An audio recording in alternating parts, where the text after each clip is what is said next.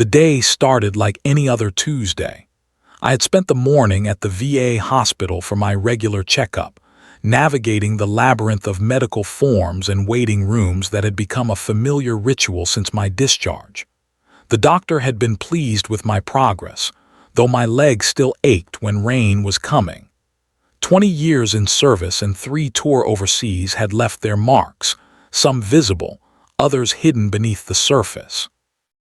I pulled into my driveway around 2 in the afternoon, the spring sun warm against my skin. My neighborhood, Oak Ridge Estates, was quiet at this hour. Most residents were at work, and the well-manicured lawn stretched empty in every direction. I had chosen this place for its peace, its normalcy, its distance from the chaos I had known overseas. 4 years living here, and I had finally started to feel at home. That feeling evaporated the moment I walked around to my backyard gate. There, taped firmly to the wooden slats, was an official notice. The bold red lettering across the top read "Violation" in capital letters that seemed to shout at me. I tore it from the gate, my eyes scanning the printed text with growing disbelief. Dear homeowner, this notice serves to inform you that your property at 1478 Birchwood Lane is in violation of Oak Ridge Estates Community Guidelines, Section 8.3, regarding recreational installations. The uncovered swimming pool in your backyard must be properly covered when not in use, or removed entirely within 14 days of this notice. Daily fines of $150 will commence after the grace period expires. Thank you for your prompt attention to this matter. I read it twice, certain there must be some mistake.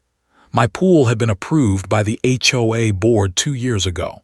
I still had all the paperwork, all the permits, all the signatures. This pool was not just for me. It was part of a veterans rehabilitation program I had started with a grant from the Wounded Warriors Foundation. Every Tuesday and Thursday, veterans with physical injuries and PTSD came here for hydrotherapy sessions. The water provided both physical therapy and mental relief that traditional therapy often could not. I immediately reached for my phone and dialed the HOA office. After 3 rings, a bored voice answered. Oak Ridge Estates Home Owners Association, how may I direct your call? This is James Reynolds at 1478 Birchwood. I just received a violation notice about my pool, but there must be some mistake. My pool was approved 2 years ago by the board. I have all the documentation. There was a pause, the clicking of a keyboard. Ah, yes, Mr. Reynolds, I see the violation here. The board has implemented new guidelines regarding recreational installations. Previous approvals are subject to review under the new leadership. New leadership? What new leadership? Nobody informed me about any changes. The meeting minutes were posted on the community bulletin board and website last month, sir. Beverly Crane was elected as the new HOA president in January, and the board has been reviewing all property modifications since then. I felt my jaw tighten. This pool is not just for recreation. It is used for veterans rehabilitation. It is part of a medical program. I understand, sir, but the guidelines do not make exceptions based on use. A pool is a pool. If you would like to appeal, you can submit a formal request in writing to the board. It will be reviewed at next month's meeting. Next month? I have veterans coming tomorrow for therapy sessions. I cannot help you with that, sir. The rules apply to everyone equally. After hanging up, I stood in my backyard, staring at the pool that had become a sanctuary for so many. The water was crystal clear, reflecting the afternoon light. Around it, I had planted privacy shrubs and installed a small covered seating area where veterans could rest between sessions. Everything was immaculate, peaceful, designed for healing. As I stood there, my neighbor Frank appeared over the fence. He was in his 70s, a Vietnam veteran himself, and one of the few neighbors I had truly connected with. "I see they got to you too," he said, nodding at the notice still crumpled in my hand. "You know about this?" Frank leaned closer, his voice dropping. "Beverly Crane is on a crusade. She and her little committee are going after anything they consider non-conforming features. Started with satellite dishes, moved on to garden sheds, now pools and patios. Word is, she is trying to turn this place into some kind of showcase neighborhood, wants to win Community of the Year or some nonsense. But my pool has all the proper approvals," I insisted. Frank shook his head slowly. "Does not matter. New regime, new rules. They are reinterpreting everything. Had my bird feeder condemned last week because it was 6 inches taller than the new guidelines allow." I looked out at the pool again, thinking of Mark and Jason, 2 Marines scheduled to come tomorrow for their weekly session. Both suffering from severe PTSD, both finding rare peace in the quiet rhythm of water therapy. A weight settled in my chest, a familiar feeling from my military days. That mixture of dread, confusion, and quiet rage that comes when faceless authority suddenly upends your world. But beneath it was something else: determination. I had faced worse enemies than an overzealous HOA president. "Thanks for the warning, Frank," I said finally. "Seems I have some battles ahead." "Be careful, James," Frank replied. "Beverly does not fight fair."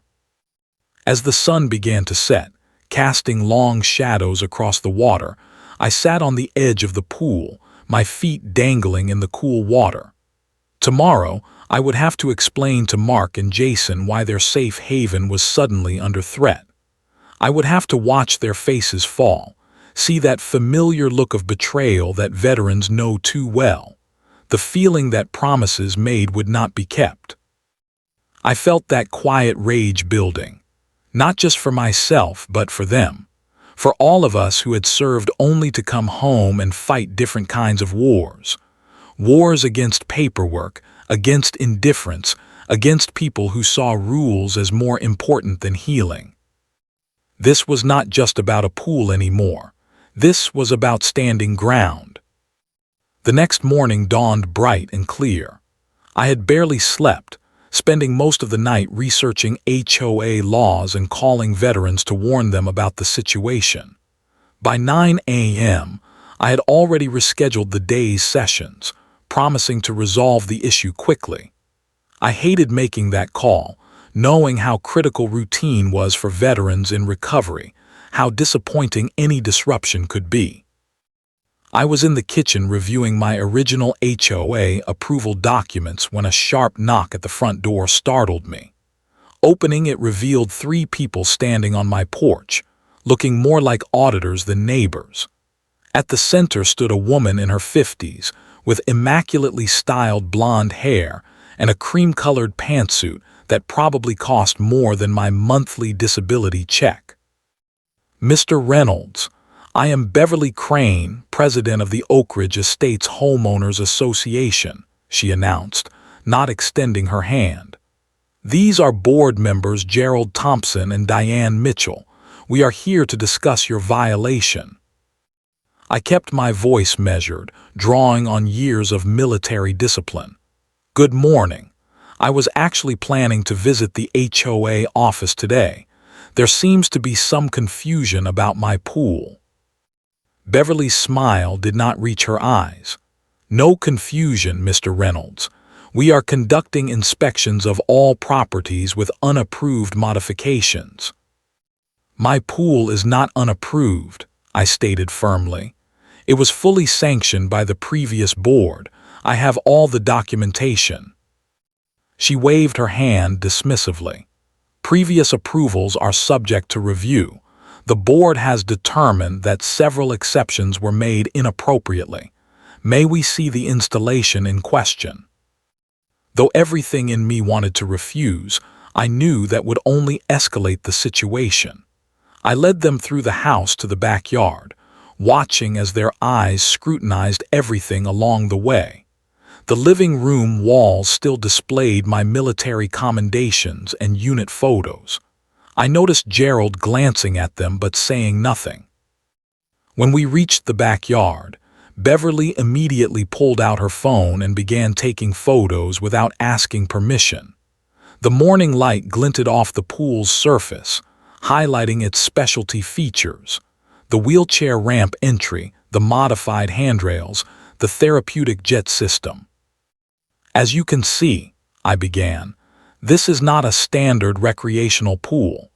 It was designed specifically for rehabilitation purposes. We received a grant from the Wounded Warriors Foundation to construct it as part of a community-based therapy program for local veterans." Beverly continued photographing without looking up. "And you are running this program out of your residential property." "I am not running anything. I am providing access to fellow veterans who need hydrotherapy as part of their recovery. There is no business here, no money changing hands." She finally lowered her phone, her expression skeptical. "That may be fine somewhere else, but not here. Residential properties in Oak Ridge Estates are not zoned for therapeutic facilities, regardless of how noble the cause might be." The condescension in her voice made my jaw clench. Gerald, at least, had the decency to look uncomfortable. "This is not a facility," I explained. "It is my home, and occasionally other veterans visit, just like friends might come over for a barbecue or to watch a game." "Friends do not require specialized equipment and regular scheduled appointments," Beverly countered, gesturing toward the pool. "This clearly constitutes a usage violation." Diane, who had been silent until now, stepped forward with a clipboard. "We need to document the dimensions and specific features of the installation." Without waiting for permission, she began measuring the pool area with a laser device. "I can provide the original blueprints and specifications," I offered. Everything was built to code and approved by both the county and the previous HOA board. Beverly handed me a formal violation form. "That may be, but the current board has determined that this type of installation requires additional screening and coverage when not in active use. The daily fines will begin as scheduled, unless you install a proper cover by the end of the grace period." I took a deep breath, struggling to maintain my composure. "I understand you have concerns, but this pool serves a medical purpose. Many of these veterans have nowhere else to go for this therapy. The VA is overbooked and understaffed." "That may be a failing of the veterans' healthcare system, Mr. Reynolds, but it is not the HOA's responsibility to accommodate it," Beverly replied coldly. "Rules exist for a reason." As they finished their inspection, I made one last attempt. Could I at least present my case to the full board, explain the purpose and importance of this project? "You are welcome to submit a written appeal," Diane said, not unkindly. "It will be reviewed at next month's meeting." "A month from now, with daily fines accruing in the meantime," I noted. Beverly merely shrugged. "The process exists for everyone, Mr. Reynolds. Your military service does not entitle you to special treatment." After they left, I sat on my back porch, the violation form crumpled in my hand. The silence of the backyard felt oppressive now. The pool that had been a source of healing for so many had become a battleground. My phone buzzed with a text from Mark. "Heard about the HOA issue. Don't worry about my session this week. Don't want to cause trouble for you." Then another from Jason. "My wife thinks I should stay away until this blows over. Sorry, man." That night I stood by the pool, watching the underwater lights cast blue ripples across the surface. The water was still, too still. No veterans laughing nervously before taking the plunge. No sighs of relief as tight muscles finally relaxed in the buoyancy. No quiet conversations about nightmares that were finally receding. Just silence and the realization that Beverly Crane had done more than cite a violation. She had severed a lifeline. The neighborhood changed overnight. Where once I had received friendly waves and occasional conversation, now I found averted gazes and quickened steps. It started subtly, a neighbor crossing to the other side of the street rather than pass directly by my house. Children suddenly called inside when I emerged to collect my mail. 3 days after Beverly's visit, I discovered why. Taped to every mailbox and community bulletin board were flyers printed on bright orange paper. Community alert. Unauthorized aquatic use at 1478 Birchwood Lane. Residents are advised that this property has been cited for multiple violations, including operating an unauthorized therapy facility in a residential zone. Please report any unusual activity or increased traffic to the HOA office. The language was carefully crafted. No direct accusations, but enough innuendo to paint me as some kind of neighborhood menace. That evening, I watched from my window as residents walked their dogs past my house, some slowing to peer at my property with newfound suspicion. Frank called me the next day, his voice tense. "They are saying you are running some kind of unlicensed business, James.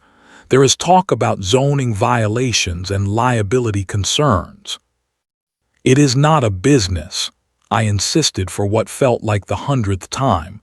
"It is just veterans helping veterans." "I know that, but Beverly has been making the rounds at the garden club and book circle, spreading rumors that you are exploiting a loophole to run a commercial operation. Some folks are even saying you are charging for services." I felt a wave of disgust. That is absolutely false. The program is entirely volunteer-based and grant-funded.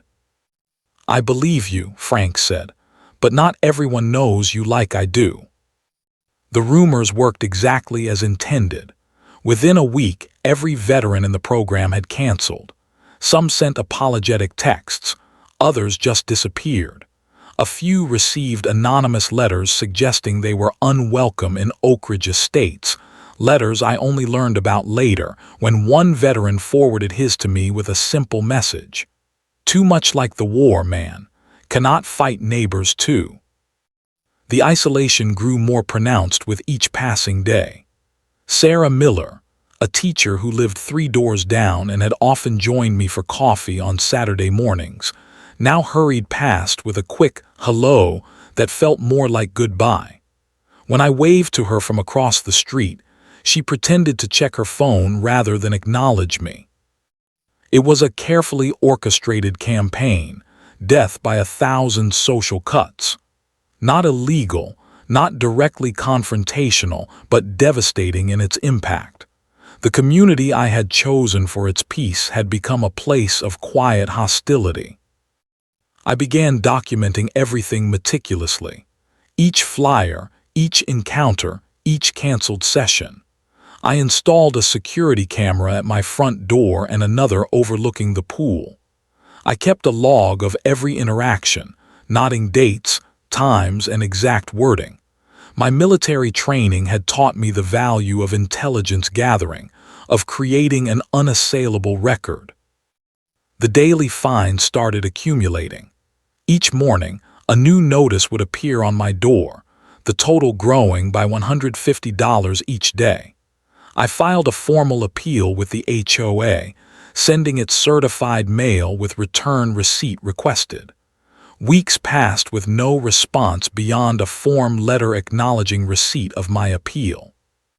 One afternoon, I spotted Beverly Crane and Gerald Thompson walking slowly past my house, pointing and making notes. When they noticed me watching from the window, they did not even have the decency to look embarrassed. Beverly actually smiled, a cold, satisfied smile that confirmed what I already suspected. This was personal now. That night, sitting alone by the unused pool, I felt the full weight of the loneliness. The neighborhood sounds seemed to exclude my property, children's laughter stopping at my property line, conversations fading as people walked past. I had faced enemy fire with less dread than I now felt checking my mailbox. But something else was happening too. The military teaches you that pressure either breaks you or forges you into something stronger. As the isolation deepened, so did my resolve. The empty pool, once a symbol of community and healing, now represented something else, a line in the sand, a place worth defending.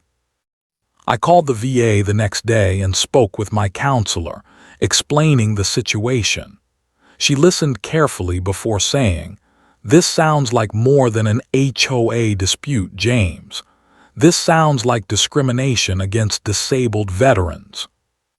That word, discrimination, crystallized everything. Beverly was not just enforcing rules. She was targeting a protected group, and that changed the game entirely. I spent that night researching, making notes, forming a plan. By morning, I knew exactly what I needed to do. If Beverly Crane wanted war, she would get one, but not the kind she expected. Not a shouting match at an HOA meeting or a nasty exchange of letters. No, this would be a different kind of battle. The kind fought with paperwork and precedent, with statutes and public opinion.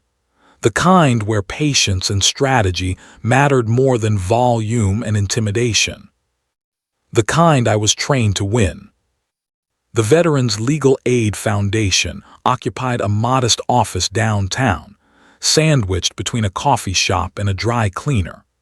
The waiting room smelled of old books and fresh coffee, its walls decorated with military insignia and framed photographs of servicemen and women throughout history. It felt more like a VFW hall than a law office, and that put me immediately at ease. Marcus Daniels, the attorney assigned to my case, was a Vietnam-era veteran himself. His handshake was firm, his gaze direct. He listened without interruption as I laid out the entire situation, occasionally making notes but mostly just absorbing the details.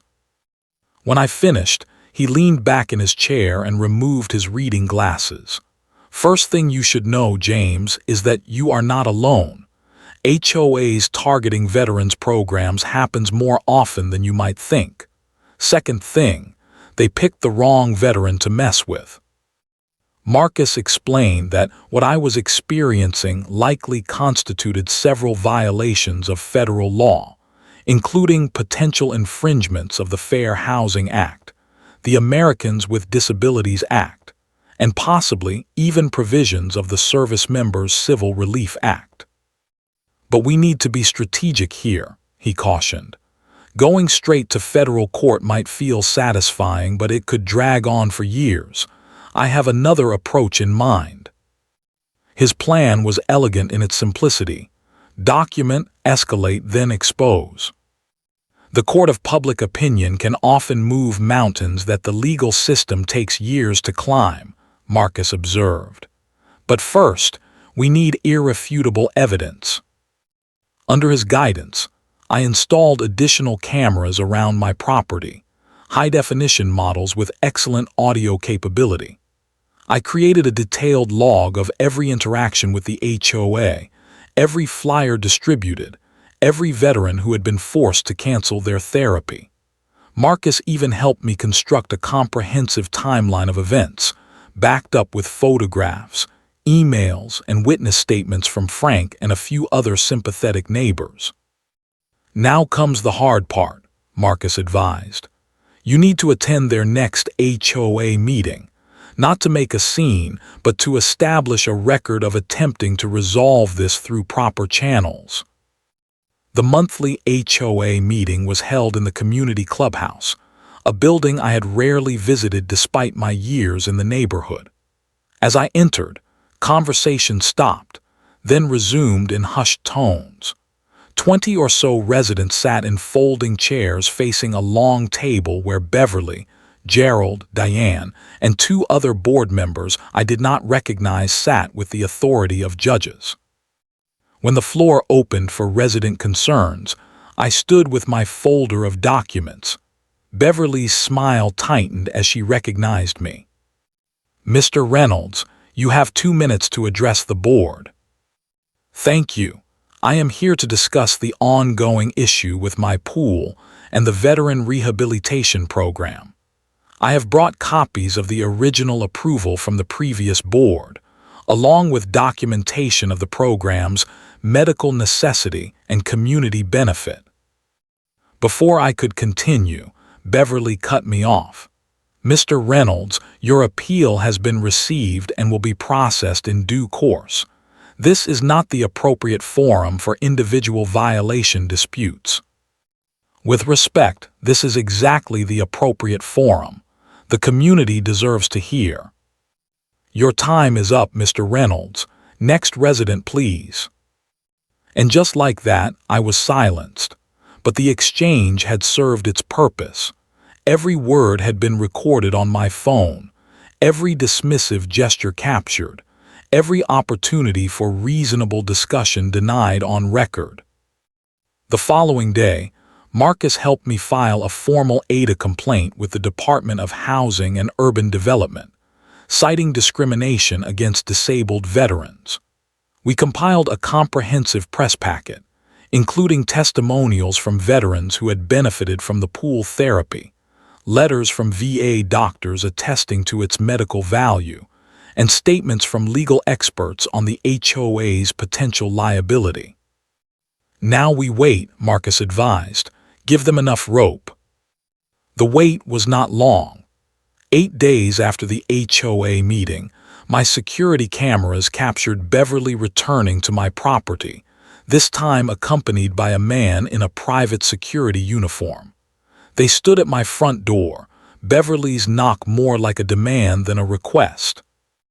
I opened the door calmly, fully aware that everything was being recorded. "Mr. Reynolds," Beverly began without preamble, "the board has authorized an inspection of your backyard facilities under Section 12 of the HOA Covenant regarding enforcement rights. This is Officer Mendez from Oak Ridge Security. We require immediate access." I nodded politely.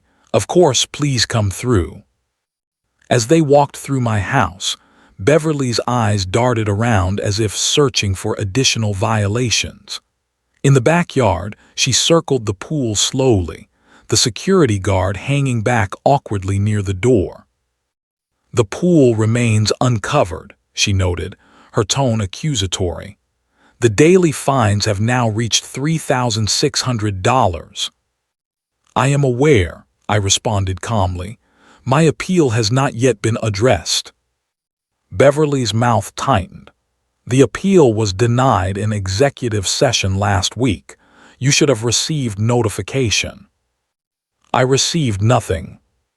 She shrugged. "Postal errors are not the HOA's responsibility." The casual dishonesty was stunning. I decided to push a little.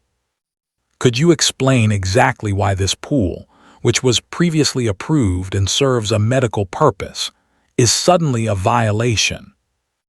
Beverly's patience visibly thinned. "This installation is an eyesore, Mr. Reynolds. The community has standards." "An eyesore. It is a professionally installed, fully permitted therapeutic pool." She gestured dismissively. "Let us be honest. You are using these veterans as a loophole to bypass our regulations. It sets a dangerous precedent." There it was, exactly what we needed. On camera, with a witness present, Beverly had revealed her true motivation. Not rules enforcement, but prejudice. "These veterans are not a loophole," I replied evenly. "They are human beings recovering from service-related injuries." "That is not the community's concern," she snapped, then seemed to catch herself. "Officer Mendez will document the continuing violation. Expect enforcement action to proceed." After they left, I immediately called Marcus and sent him the video footage. His response was immediate. "This is exactly what we needed. It is time to go public." That evening, I sent the entire package, video, documents, testimonials, to Catherine Reed, an investigative reporter known for her work with veteran issues at the local news station. Her response came within hours. "This is unconscionable. I want to run this story. Can we meet tomorrow?" For the first time in weeks, I slept soundly. The pieces were in motion. Beverly Crane had no idea what was coming. The morning air was sharp with the scent of approaching rain as I waited on my front porch. Marcus had advised me to maintain my usual routine, to give no indication that anything had changed. So I sat with my coffee, watching the neighborhood stir to life, nodding politely to the few neighbors who still acknowledged my existence. Catherine Reed had worked quickly. Our meeting the previous day had been thorough. She had reviewed all the documentation, watched the videos, and interviewed me extensively about the program and the veterans it served. "This is not just an HOA story," she had said.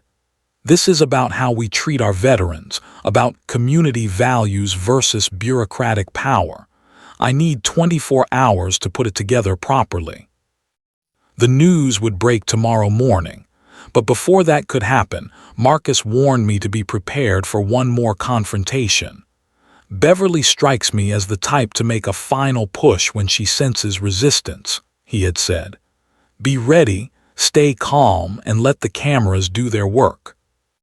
As if on cue, a black SUV pulled up in front of my house at precisely 10 a.m. Beverly emerged from the passenger side, followed by the same security guard and a new face, a man in an expensive suit carrying a leather portfolio. They approached my porch with the confidence of people accustomed to getting their way. "Mr. Reynolds," Beverly began, her voice clipped. "This is Mr. Howard Trent, the HOA's legal counsel. We are here to discuss resolution of your ongoing violations." I stood maintaining a neutral expression. "Good morning. Would you like to come inside?" The living room was spotless, every military commendation and photograph in perfect alignment on the walls. I had prepared a small seating area, complete with water glasses, and a digital recorder placed conspicuously on the coffee table. Beverly eyed it with suspicion. "Is that necessary?" she asked, pointing to the recorder.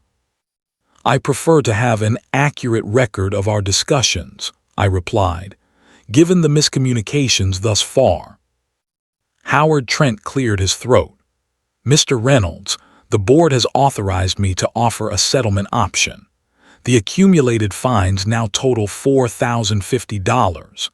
If you agree to install an approved pool cover within 7 days and discontinue all therapeutic activities on the property, the board is willing to reduce the penalty to $1,500. "That seems generous," I said carefully, "but I am still confused about why a previously approved installation is suddenly in violation." Beverly interjected, her patience clearly wearing thin. "As I have explained repeatedly, the new board has revised certain standards.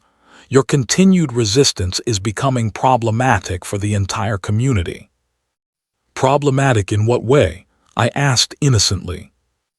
"Your property values are not the only consideration here, Mr. Reynolds," she said. "Having strangers coming and going, using facilities that may not be properly maintained for therapeutic purposes, it creates liability issues for everyone." "These are not strangers," I corrected. "They are veterans receiving doctor-prescribed therapy." Howard attempted to steer the conversation back to legal ground. "Regardless of who they are, the fact remains that residential properties in Oak Ridge Estates are not zoned for therapeutic services." "It is not a service," I insisted.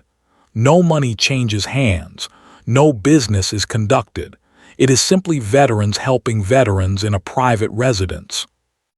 Beverly's composure finally cracked. Mr. Reynolds, let us be frank. Your pool is an eyesore. Your parade of damaged veterans disrupts the community aesthetic we are trying to maintain. You are using your military status and these people as a shield to ignore rules that everyone else must follow. The room fell silent. Even Howard looked uncomfortable with her outburst. The security guard shifted his weight, staring at the floor, and the recorder captured every word. Damaged veterans, I repeated, my voice deliberately calm. Is that how you see them, as damaged? Beverly must have realized her mistake because she immediately backpedaled. That is not what I meant. I simply meant that. I think you expressed yourself quite clearly, I interrupted, and I think we are done here. Later that afternoon, I sent the new recording to Catherine Reed with a simple message. Additional material for your story. Her reply was immediate. This changes everything. The piece airs tomorrow at 6 a.m. That night, as promised, the rain came, a gentle, cleansing downpour that seemed to signal the washing away of old injustices. I stood by the pool, watching raindrops create perfect circles on the surface, thinking of the veterans who belonged here, thinking of Mark's hands, steady in the water though they trembled everywhere else, of Jason's first genuine laugh in months, echoing across the backyard, of my own healing, found in helping others find theirs. Tomorrow, everything would change. Tonight, I simply listened to the rain and remembered why this fight mattered. The local news channel's morning program began exactly as usual: traffic updates, weather forecasts, cheerful banter between anchors. Then, at 6:17 a.m., Catherine Reed's serious face filled the screen. Good morning. Today, we bring you an exclusive investigation into what appears to be systematic discrimination against disabled veterans in one of our community's most prestigious neighborhoods. The story unfolded with devastating precision. Interviews with veterans who had benefited from the pool therapy, medical experts explaining its necessity, legal analysts discussing the potential violations of federal law. But the centerpiece was Beverly's own words, played unedited and in context. Her dismissive tone, her reference to damaged veterans, her admission that the pool was targeted not for rule violations, but because it was an eyesore that disrupted the community aesthetic. By noon, the story had been picked up by regional news outlets. By evening, it had gone national, with one major network featuring it in their American Heroes segment. The HOA's office phone number and email address were included in several reports, along with Beverly's title as president. The response was immediate and overwhelming. Veterans groups across the state issued statements of support. Local politicians scrambled to position themselves on the right side of the controversy. Beverly's Workplace, a real estate company specializing in luxury properties, was flooded with calls questioning their commitment to veteran housing. When Beverly finally appeared on a local news program to defend herself, she only made things worse. Flustered and defensive, she insisted that the HOA was simply enforcing rules equally for everyone. When the reporter asked directly about her damaged veterans comment, she claimed it was taken out of context, though there was no context that could salvage it. The point is, she stammered, residential neighborhoods have standards that must be maintained. Standards that apparently do not include supporting wounded warriors, the reporter pressed. Beverly had no answer. By the end of the day, 3 HOA board members had resigned, including Gerald and Diane. A hastily issued statement from the remaining board members expressed concern about the characterization of the HOA's position and promised a thorough review of all policies regarding medical accommodations. That evening, as the sun set over Oak Ridge Estates, something remarkable happened. A group of veterans, some from my program, others who had heard about the situation through the news, gathered on my front lawn. They came not to swim but to stand, to be visible, to remind the community who they were fighting. Some neighbors watched from behind curtains. Others came out to express support, including several who had previously avoided me. Sarah Miller approached with tears in her eyes, apologizing for believing the rumors. Frank stood proudly at my side, his Vietnam veteran cap square on his head. As darkness fell, Marcus called with an update. The lawsuit is filed. Discrimination, emotional distress, loss of medical service. But based on the public reaction, I doubt this reaches a courtroom. They will settle. This was never about money, I reminded him. I know, he replied. It was about respect, and I think you just earned it back with interest. The story exploded beyond anything I could have imagined. What had begun as a local news segment became a national conversation about veterans' rights, HOA overreach, and community responsibilities. Poolgate and Vets Before HOA trended on social media platforms. Veterans groups from across the country offered support, many sending letters directly to the Oak Ridge Estates HOA office. 3 days after Catherine's story broke, the governor's office issued a statement. Our administration stands firmly with those who have served our country. We are monitoring the situation in Oak Ridge Estates closely and have directed the state's Veterans Affairs Department to investigate potential violations of state laws protecting veterans' access to necessary medical care. The HOA's phone lines were overwhelmed.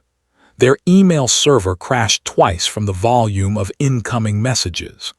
Their website, previously a bland collection of community guidelines and payment portals, now featured a hastily written message about reviewing all policies related to medical accommodations and valuing the contributions of our veteran residents. Beverly Crane attempted damage control through a series of increasingly disastrous interviews. In one particularly painful exchange on a morning talk show, she tried to position herself as a champion of property values and community standards. We all support our troops, she insisted, using the platitude that veterans have learned to distrust. But neighborhoods have rules for a reason. And what reason justifies denying injured veterans access to doctor-prescribed therapy? The host countered.